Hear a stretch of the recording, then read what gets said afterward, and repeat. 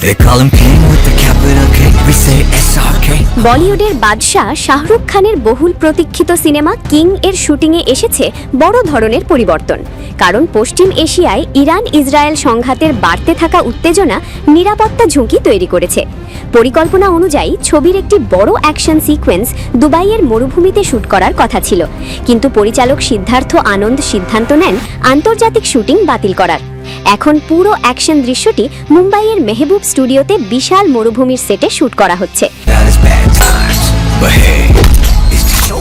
যেখানে উজ্জ্বল আলো এবং অ্যাকশন নিয়ন্ত্রণের ওপর আরও নিখুঁত নজর রাখা সম্ভব হবে।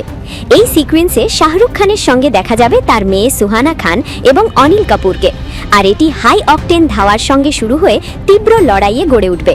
জানা গেছে জেল সিকোয়েন্সে প্রায় 200 জন স্টান্টম্যান অংশ নিয়েছেন, যা ছবির বিশাল অ্যাকশন স্কেলকে তুলে ধরেছে।